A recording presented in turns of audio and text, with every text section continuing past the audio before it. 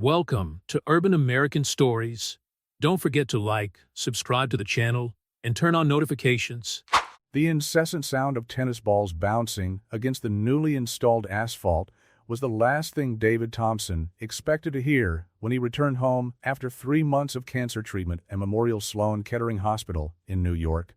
His return to Greenwich, Connecticut, should have been marked by the peace and quiet necessary for his recovery. Instead, he was greeted by a surreal scene that made his stomach churn more than any chemotherapy session. Where once there had been a 2,000-square-meter vacant lot, his private property that he intended to turn into a therapeutic garden, now stood a professional tennis court, complete with bleachers, lighting system, and a high fence that seemed to mock his existence. The sound of applause and excited chatter echoed around the place, as if his backyard had been transformed into a country club without his knowledge or consent. "Welcome back, David." The falsely sweet voice of Alice Richards, his 52-year-old neighbor and current president of the Greenwich Heights Homeowners Association, cut through the air like a knife. "I hope you appreciate the improvements we've made to your property." David, still leaning on his cane and visibly shaken by the treatment, looked incredulously at the approaching woman wearing a set of sneakers that probably cost more than his last round of medication. "Alice, what the hell is that?" "That, dear, is the new Greenwich Heights Tennis Center. You should thank me. The value of your property has practically doubled." Alice adjusted her designer sunglasses, her artificial smile never faltering. The scene attracted the attention of other residents. Among them was Marcus Rodriguez, a retired lawyer who lived 2 houses down and who had always been suspicious of Alice's authoritarian tactics in the HOA.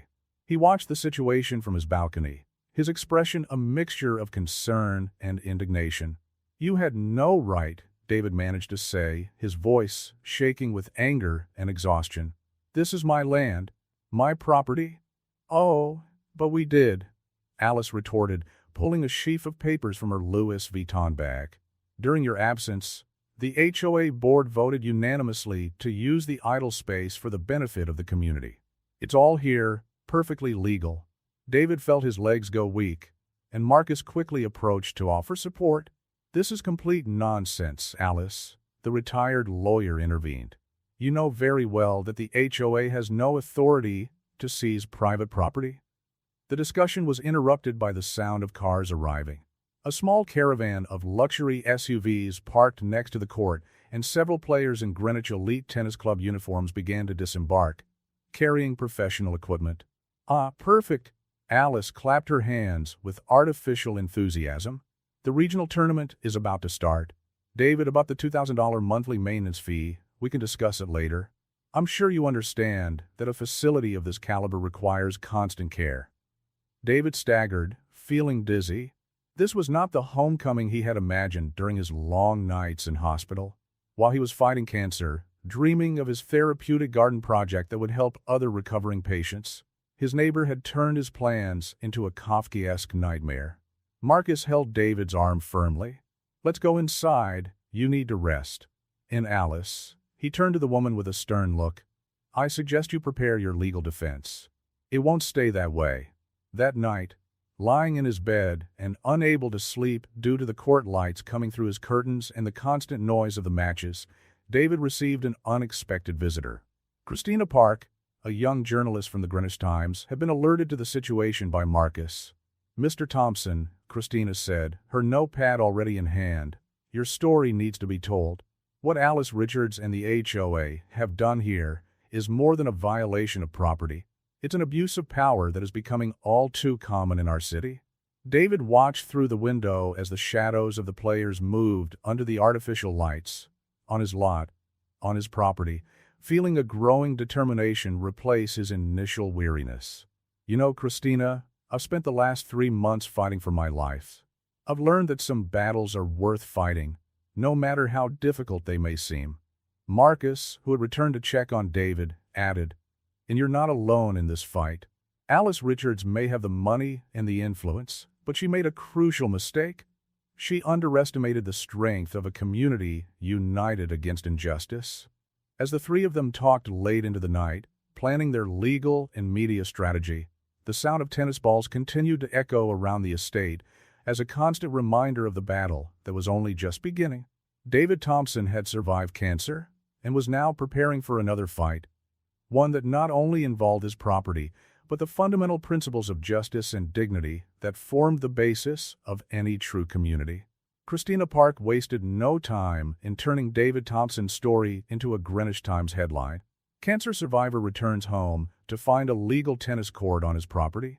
The news spread like wildfire through the community of Greenwich, Connecticut, generating a wave of indignation that not even Alice Richards, with all her influence, could ignore. Marcus Rodriguez spent the next few days immersed in legal documents in his private library, preparing a solid legal strategy.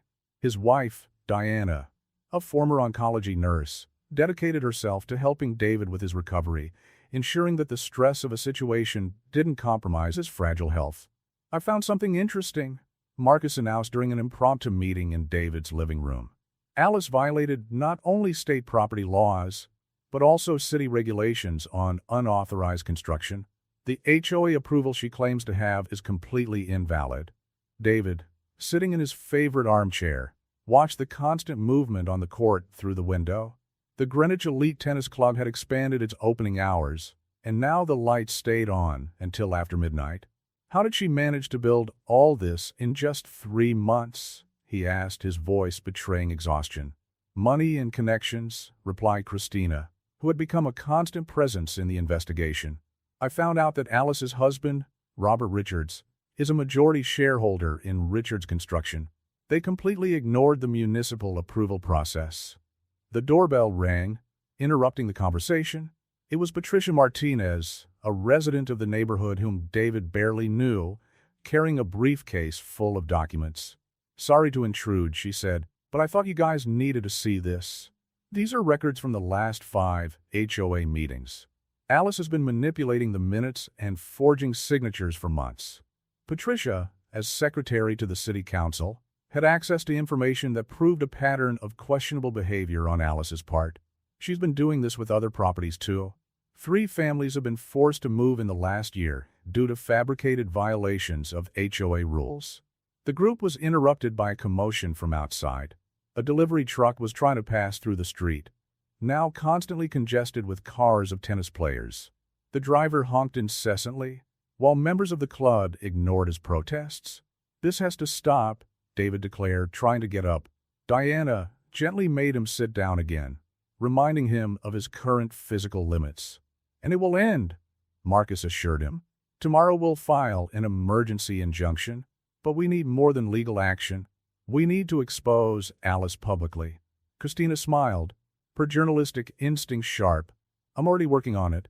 I found out that the Greenwich Elite Tennis Club is charging monthly fees and holding tournaments with cash prizes, all on private property, without a business license or the owner's permission." The meeting was interrupted by firm knocks on the door. Alice Richards was standing on the threshold, her normally controlled face now contorted with anger.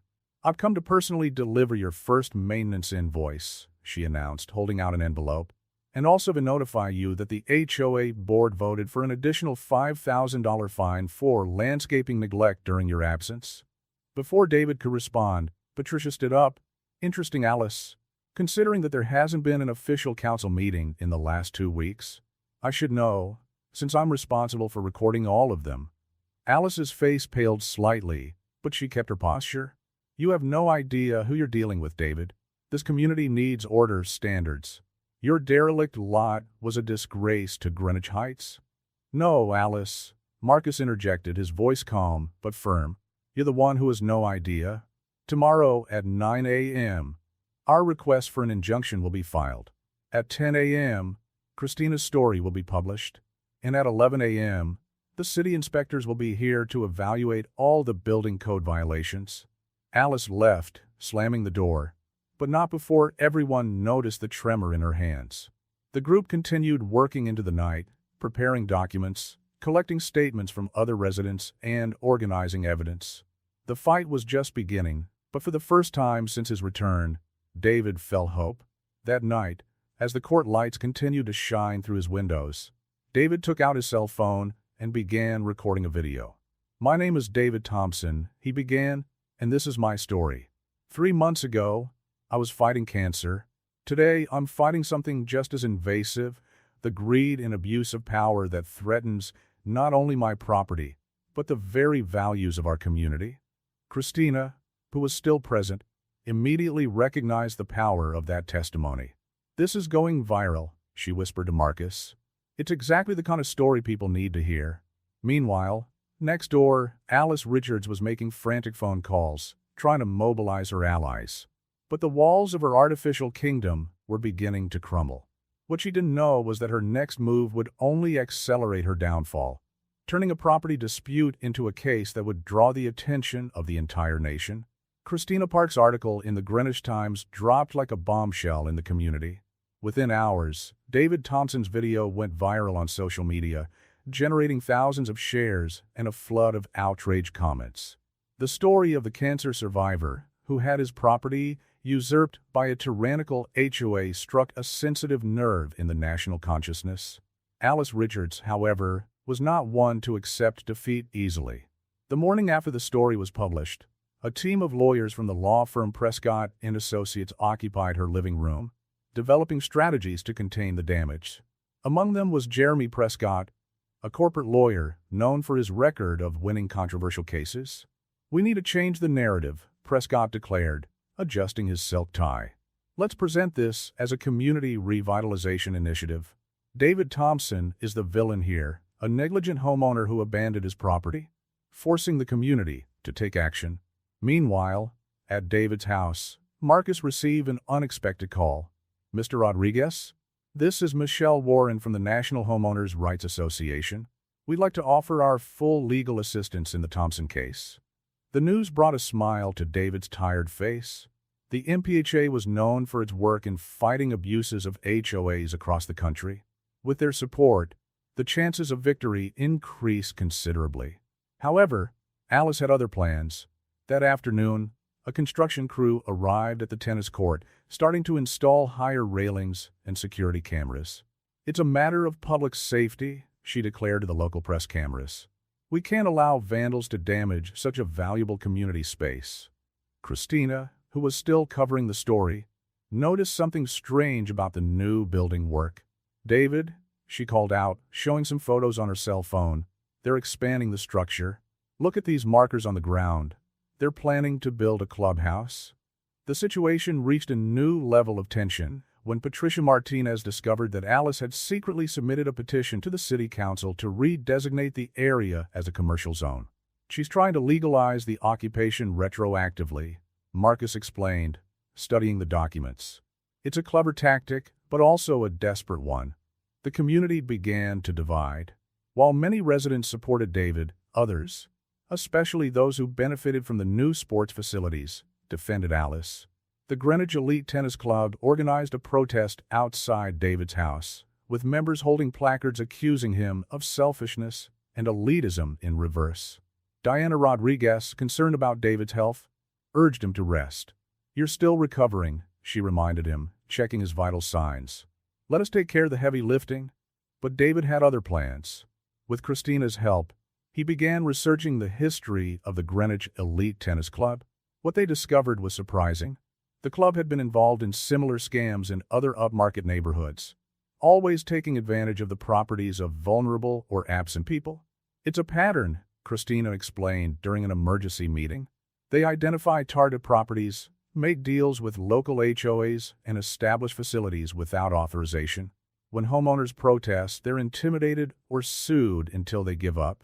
The most shocking revelation came from a former employee of the club who reached out to Marcus anonymously. Robert Richards, Alice's husband, was not just a builder.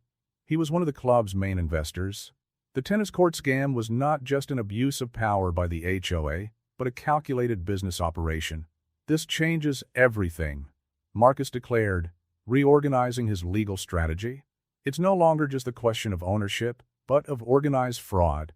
As the evidence piled up, other homeowners began to speak out. In Westport, New Canaan, and other affluent Connecticut communities, similar stories emerged. The scam was bigger than anyone realized.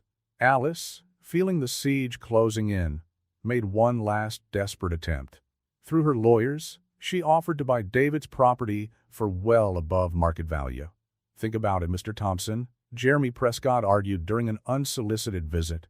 You could move anywhere, have a comfortable retirement. David, though exhausted and still struggling with the side effects of his treatment, stood firm.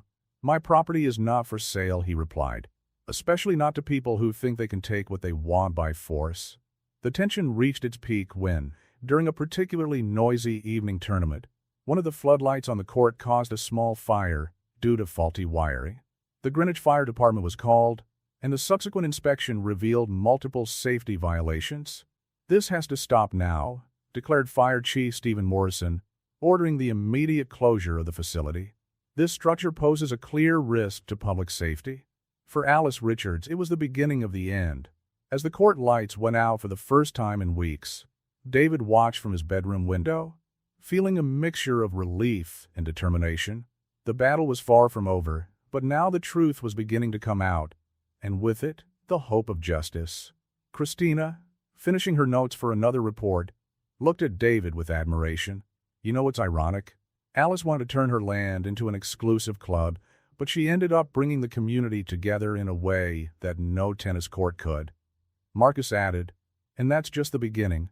What we discovered here goes far beyond Greenwich Heights. It's time to expose the whole scheme. The Thompson versus Richards case quickly became a national phenomenon when CNN sent a team to Greenwich to cover the story. Veteran reporter Michael Santos was particularly intrigued by the wider ramifications of the scheme uncovered by Christina Park. What we have here, Santos explained during a live broadcast in front of David's property, is potentially one of the largest real estate grabbing schemes ever uncovered in high-end communities on the East Coast.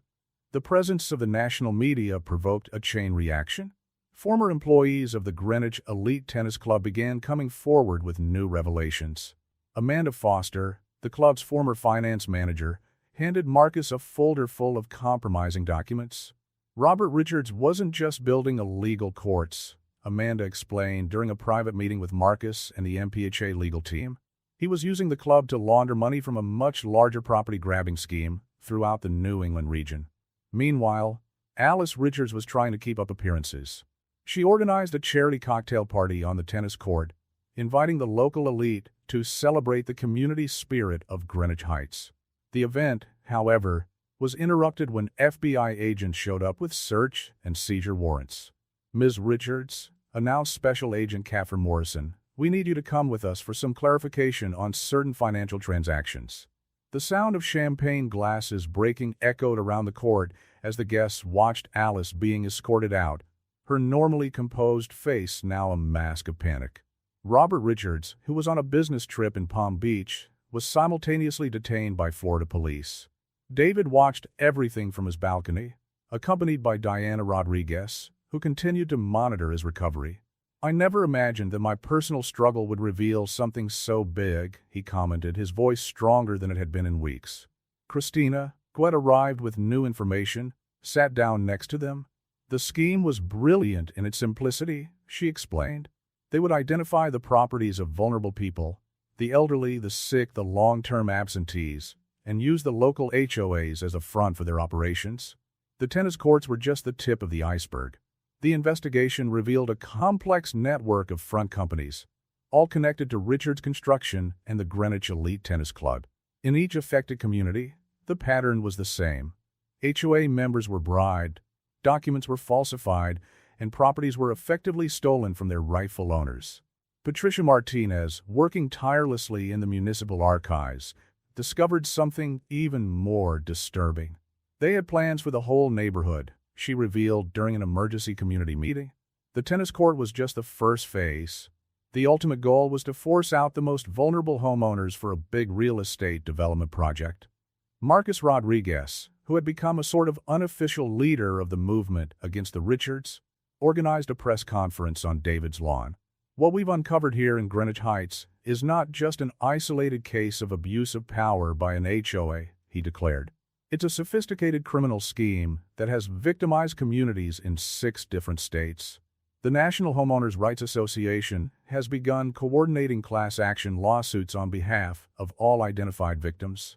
Michelle Warren, its lead representative, has worked tirelessly to gather evidence and testimony.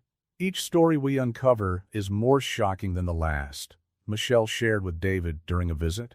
Elderly people forced to move, families intimidated, properties invaded, all under the guise of community improvements. The impact on the lives of those involved has been profound.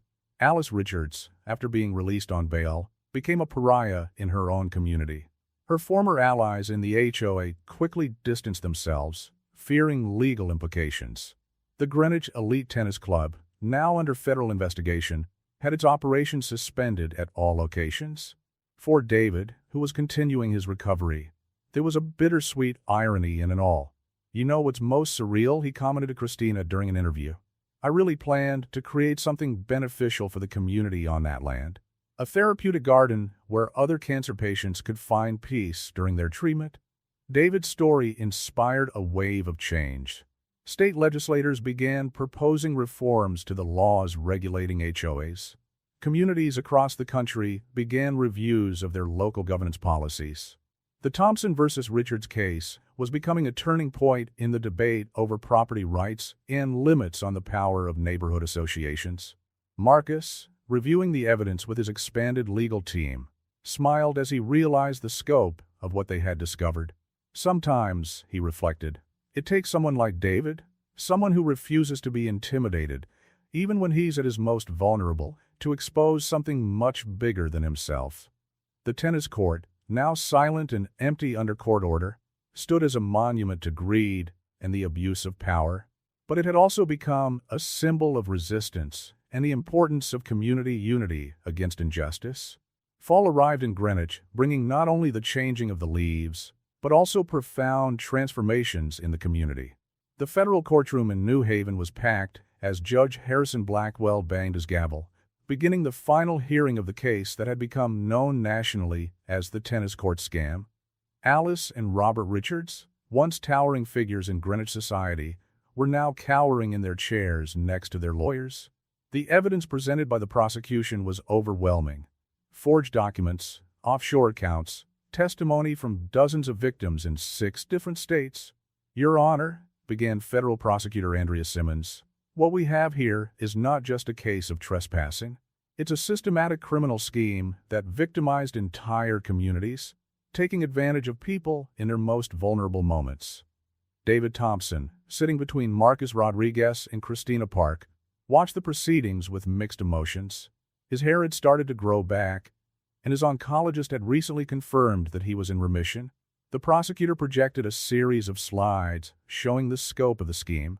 The Richards, through the Greenwich Elite Tennis Club and several shell companies, orchestrated an operation that moved more than $50 million in illegally acquired property over the past 5 years. Amanda Foster, the club's former financial manager, was the first witness of the day. Her voice trembled slightly as she described how the Richards couple manipulated local HOAs, bribed city officials, and intimidated homeowners. They had a system, Amanda explained. They would identify properties of people who were sick, elderly, or absent. They used the HOAs as legal cover for their actions. The tennis court was just the first phase. Then came the exorbitant charges, the fabricated fines, the constant pressure until the owner gave up and sold for a fraction of the value. Christina, who continued to cover the case for the Greenwich Times, now in partnership with the New York Times, was typing furiously on her laptop. Her series of reports on the scam had been nominated for a Pulitzer Prize. The Richards defense tried to argue that it was all just misunderstandings and legitimate administrative decisions by the HOAs. But then came the moment that changed everything. The playback of a secret recording made by Patricia Martinez during a private HOA meeting. "We need to force these problem homeowners out," Alice's voice echoed through the room. "Use whatever it takes. Fines, infractions, intimidation. I don't care. Robert has interested buyers all over the block." Alice's face paled as she heard her own voice. Robert, her husband, dropped his head between his hands. Jeremy Prescott, her lead attorney, began scribbling frantically on his notepad. Michelle Warren, from the MPHA, presented documents showing similar patterns in other affected communities. "This case will set a crucial precedent for the protection of homeowners' rights across the country," she declared. After hours of testimony and arguments, Judge Blackwell was ready to announce his decision. The silence in the room was palpable. "This court," he began, "has rarely seen a case that demonstrated such blatant disregard not only for the law, but for human dignity itself. The defendants didn't just violate property rights. They systematically took advantage of people in their most vulnerable moments." The sentence was severe. Robert Richards received 15 years in federal prison and Alice 12 years, in addition to substantial fines and restitution orders to the victims. The Greenwich Elite Tennis Club was dissolved, its assets frozen to compensate the victims. But the impact of the case went beyond the criminal sentences. The Connecticut State Legislature passed the Thompson Act, legislation that set stricter limits on the powers of HOAs and additional protections for homeowners. Weeks later, David was on his land, now cleared of illegal structures, overseeing the start of construction on his dream therapeutic garden. Marcus and Diana Rodriguez, Christina, Patricia, and dozens of other community members had volunteered to help. "You know what's amazing?" David commented to Christina as they watched volunteers planting the first trees. "Alice wanted to turn this place into a symbol of exclusion and privilege. Instead, it has become an example of healing and togetherness." The Thompson Therapeutic Garden, as it came to be known, quickly became a haven not just for cancer patients, but for anyone seeking peace and renewal. Garden benches were installed with commemorative plaques honoring other victims of the Richards scam who had come forward. The new HOA board, now led by Patricia Martinez, has established clear and transparent guidelines with an emphasis on community participation and respect for individual rights. The Thompson versus Richards case became study material in law schools, a powerful reminder of the dangers of abuse of power and the importance of community vigilance. On a quiet fall afternoon, while David led a group of cancer patients in a meditation session in the garden, Christina was finishing her last article on the case. "True power," she wrote, "lies not in dominating others, but in uniting people for a greater cause." In Greenwich Heights, an attempted illegal appropriation inadvertently created something far more valuable: a truly united community determined to protect its most vulnerable members. Marcus, watching from his makeshift office on the deck of his house, smiled as he saw the movement in the garden. The case that had begun as a battle over property had turned into something much bigger, a redefinition of the meaning of community and justice.